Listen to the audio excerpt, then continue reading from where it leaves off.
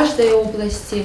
И этот анализ, на основании этого анализа ситуации мы разрабатывали. Бул жолу кургагучу оорусун жана ВИЧ инфекциясын алдын алуу демилгесин СПИД фонд Чыгыш Батыш Кыргыз Республикасындагы АФУ бейөкмөт уюму тарабынан колго алынды. Мында негизги максат аталган оорулардын алдын алууда реалдуу түзүлгөн пландар менен иштөө. Ага алдыдагы 4 жыл камтылган. Ал эми Жалал Абад облусунда болсо кургагучу оорусу менен күрөшүү бүгүнкү күндө алда канча жандана баштагандыгын айткан адистер пандемия учурунда аталган ооруга кабылгандардын саны бир топко өскөндүгүн да сыр тутушпады. 20-жылы COVID-19 болуп аябай катуу ооруп, анан кийин жанагы биз мониторингге да чыга албай калдык, текшерүүлөр да болбой калды. Бардыгы эле көңүлдүн бардыгы ковидке кетип калды да. Анан 21-жылы ковид азайды, бирок биз ошо мониторингтерди көбөйтүп, текшерүүлөрдү көбөйткөндүн негизинде 225 бейтапка көбөйгөн да.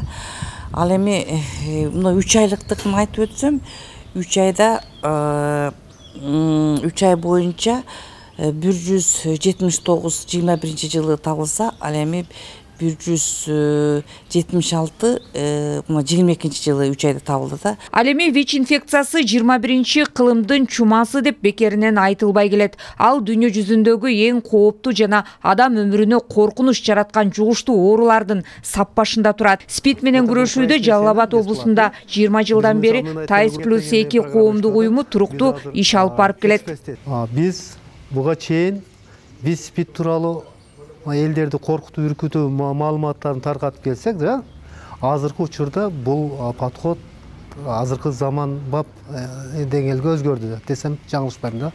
Себептен ВИЧ СПИДке кабылган адамдар азыркы күндө толук дарыланууга мүмкүнчүлүк түзүлдү.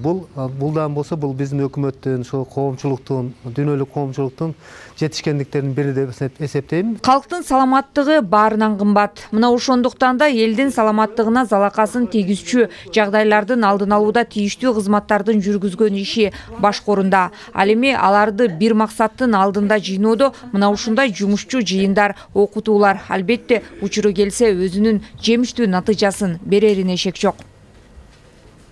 Улкан Кожоева, Буркан Бекматов, жаңылыктар үчүн.